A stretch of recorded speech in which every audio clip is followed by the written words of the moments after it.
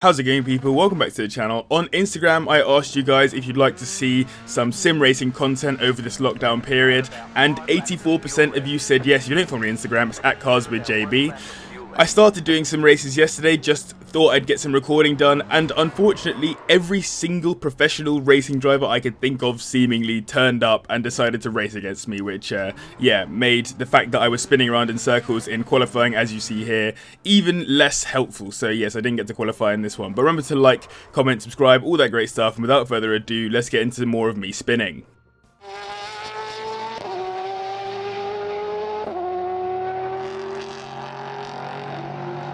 So as you can see, yes, we're driving around Imola. This is the start of the race, as you can, again, clearly see. I was starting at the back because of my laps being so rubbish in qualifying.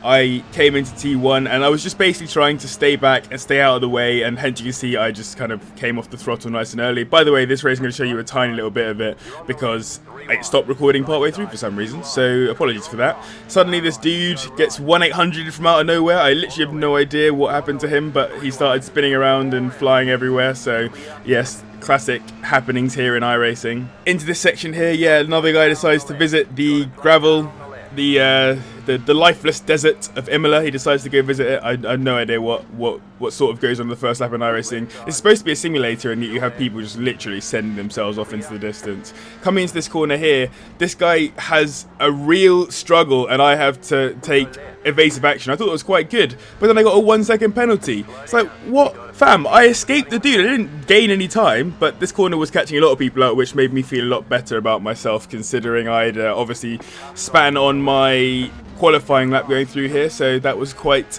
a relief. So then the race got a little bit boring. I was chasing these two for a while. The guy in front of me was actually a back marker, and I was kind of like, just get out of the way so I can chase down the other dude, but he didn't want to get out of the way, which, there you see, he finally did. And I chased down this other guy for a while, very similar in pace. I just, put in a little bit of a shift, and nothing really interesting happened, not very good for making a video. But I thought it was worth showing you guys that, we were racing, it was close, it was tight, I wasn't making any mistakes. Came up on some more carnage as well, which I thought was worth showing. So as you can see here, we're coming around the final corner, yellow flags are out, and up ahead you see this dude just absolutely sideways on the track. My spotter very kindly tells me to go left, as if I was actually planning on just ploughing into the guy. I don't really know what the spotter thought I was going to be doing there. But then shadow play stopped working, and the race was a bit boring from then on anyway. I came home after a few issues and falling off, and I thought this was quite a good pass to show anyway. Just setting it up the inside of the guy I was chasing. He goes wide, too scared to go toe-to-toe with JB, you know how it goes. So yes, the results, I came 10th, I got 7 incursions, I kept on driving off the track for no apparent reason, but the guy in first is Sebastian Ogard, who actually races in the Italian F4, and you've got Robin Rajowski in there as well, who's the winner of the R8 LMS Cup, so some proper boys in there who are, not messing about. We've got real pros, but let's move on to the next race. So I decided to bun off Imola because it was too hard and do the Formula Sprint instead. I did 2 races. The first one is a very interesting race, and the second one I actually did quite well, so stay tuned for that. But quali didn't go so well. I'm not quick enough. I'm too slow. Yeah, saying it as it is there, I did an awful lap. It was at least sort of 0.3, 0.4 of a second slower than what I would expect to do, and my optimal was a good 0.6 of a second faster. So here's the rolling start. Annoyingly, I was on this crest, which means that I missed that the first people start moving, which meant that, I was just caught napping, and I didn't lose any positions. I stayed in 15th or wherever it was that I started.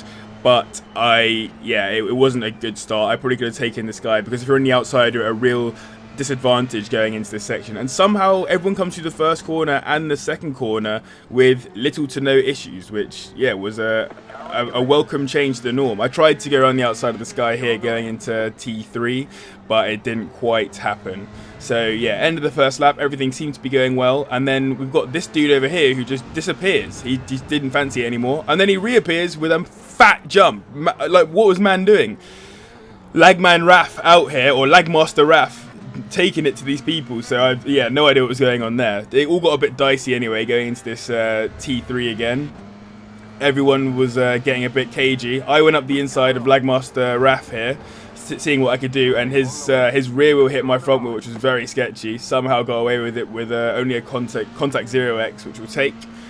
Coming down the main straight again, I think if you spot Lagmaster Raf's back left wheel just starts wobbling like crazy. I thought he had a puncture, but I think on this case the lag giveth rather than taketh away. This other guy gets squeezed wide and yeah, finds himself in the barrier zone.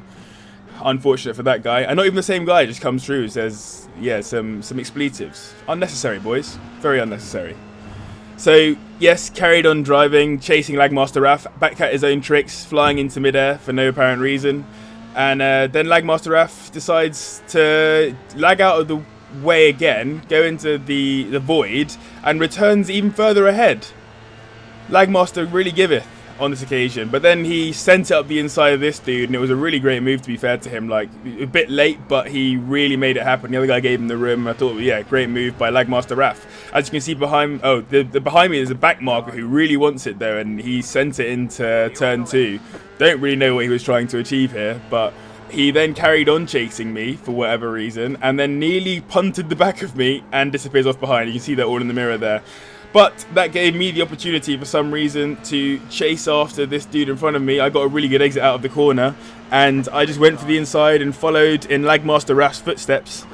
Took him up the inside, a little bit of a little less of a good move, but yeah, it was a move nonetheless. Then we just, yeah, it was a long time of me trying to chase Lagmaster Raf, him blinking out of existence and whatever.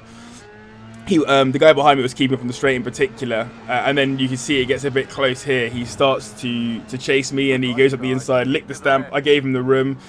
It was a good move by him. I stayed right up close behind him, which I was quite happy with. He broke checked me, and then this guy just span off the track of his own accord. So net loss or gain of 0, which is not the end of the world, I suppose. I didn't realise it was the penultimate lap though, so the guy overtook me on the second to last lap of the race, and I was like, oh gosh, now I actually have to try and pass him back, because I did believe that I was faster than him, or that I could beat him in the race, but I wasn't too worried about him passing me. I probably would have put a little bit more in to stop him. So here you can see we're on the final lap. I'm chasing him, I'm going deep into this corner, really backing myself. I really need to be on him so that I'm there to pass him on the straight coming into that last section, and just watch this.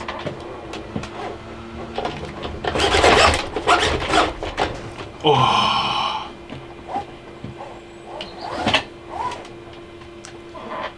Check the top right hand corner to see how dead inside I was after this crash. I actually didn't mind that as much, to be honest, but you can see I come into this corner with a bit too much momentum. I was really trying to stay on his rear end, and on this occasion the barrier zone taketh away. Sometimes it giveth positions and sometimes it taketh away. And then this other guy, also driving a white car, decides to crash in solitude with me. He was like, oh, if JB's gone, I'm going too. Ah! So yeah, it's not a great race, as you can see there. But then I decided to do it again, and this is my quali lap from that session. It wasn't an amazing quali lap, but it was acceptable. It was about 0.4, 0.5 of a second off my actual race pace. So we'll take it. You can see here coming into turn 2, you try and get a line that, yeah, keeps the momentum flowing and lets you slide back to the outside a bit. I wasn't getting it very well, to be perfectly honest. You drop down to 3rd here and go as wide as possible. Use as much of the curb as you can, up into 4th. Flat out again, try and keep it flat in 5th through this first part of the corner, and then get the braking done in a straight line here, and then just use the momentum through this corner. You can see that on my relative there I did really well. Caught up from the slow pots previously on the lap, and then just absolutely flat out all the way through to the line, and that is, yeah, a pretty decent lap. It was a 41.8, which is about a second slower than the fastest boys. And here you can see in first you've got Jack Crawford, who's literally a Red Bull Junior Team driver. You've got Lorenzo Colombo, who is a Formula Renault Eurocup driver, and you have Jordan Pepper, who won 2020 Bathurst 12 Hour. These are not messing about boys. You've also got a couple of others in there, like the guy Paul is a pro eSports driver from like Germany or something. These boys are not messing about. So as you can hear there, someone was just absolutely spamming the throttle. I went to grid and then this happened. Jack Crawford, this Red Bull Junior driver, just starts spinning up the rear wheels. Man's just memeing on us. He's that much quicker at this point. It's quite unacceptable, and everyone else seems to want to join in. I literally don't know what's going on. I've never seen a start to a race like this, but I did find it quite funny, to be fair. So yes, obviously starting was even worse on this race. I have no excuse on this one. I just went a bit too close to the guy in front, who did a great job of pulling over to the right hand side, as you can see there, whereas I just stayed to the left and decided to just hemorrhage some positions. This guy goes up the inside of me. You can see the guy in the green car is also going to go up the inside of me. It gets a bit cagey going into that corner, but it was fine. I go around the outside, I look to the right, I'm like, oh, what's going on here? And I feel like I've lost positions, but that guy just spins, and then some more people spin, and I gain some positions, and then that guy just torpedoes the other guy off the track. Everything just went a bit mad, basically. Everyone decided to give up on driving, and I get a bit of a run on this guy and take him back. So it's actually quite a successful first lap.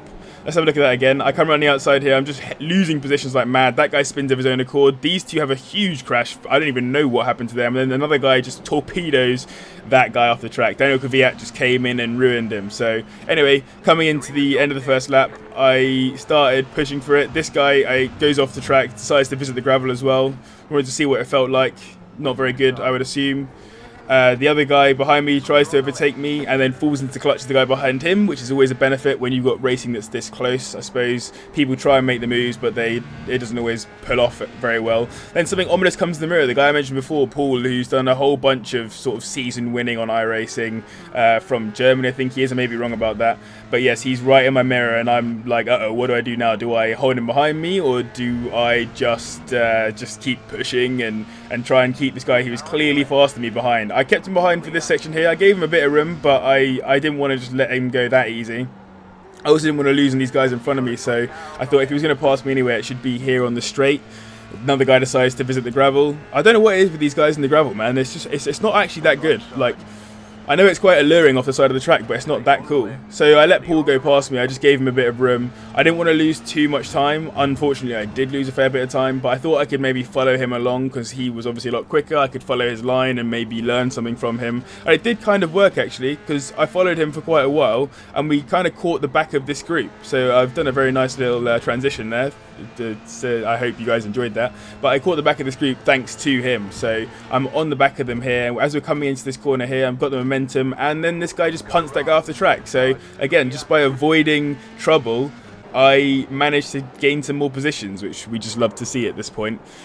It's the only way I'm passing people, to be perfectly honest. Not getting them in any cool ways. So yeah, a few laps of just following along. So I was about a second behind the guy in front, or just under a second. The guy behind me was just under a second as well. It was so close. You're just trying to put in a good lap constantly, and this is the kind of racing that I really enjoy in iRacing. It's where you're trying so hard to just not make mistakes, because it forces you to get more and more consistent with your driving. I feel like that's what I lack. I lack the consistency. I can get a really fast lap, but I can't get those fast laps over and over again, and that's what I need to work on. So speaking of fast laps, this was my fastest lap of the day around Brands Hatch Indy.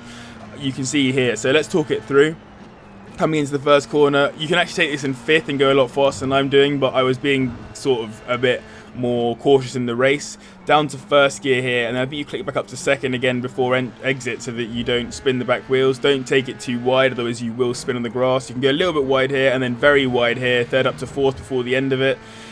Flat out again, it's a really flat section here, and then I think I can probably carry more momentum here, but I don't think I went wide enough. I was trying to stick in this guy's slipstream. Fourth up to fifth, flat out down this straight, get towards the line, and it was a 41.3, I believe. Yeah, 41.359, as you can see there. So a few more laps, staying as close as possible. The super intense close racing, which is really fun to drive, but not that good to commentate over or to talk about or to show to you guys. You guys want to see loads of overtaking and fun stuff, I assume. Or let me know in the comments, actually, how do you want to see these races? I've kind of copied Super GT styles because I really enjoy watching his videos. Just giving you 3 races and being able to talk them through in a more informal manner than I do in my other videos. Then I came on to the final lap. Could I finally chase down my countryman Jake, who's in front of me at this point? I'm just going to really push for it, see if I can have him. He's only 0.9 of a second in front of me. I really wanted it. I was like, I'm going to have him this lap if it's going to happen. The guy behind me as well was only 0.8 behind me, I think he was. So he wants it too. All of us pushing on this final lap, trying to take the W. And by the W, I mean 6th place, because we're not actually that fast. But yeah, I was pushing along here, really going for it.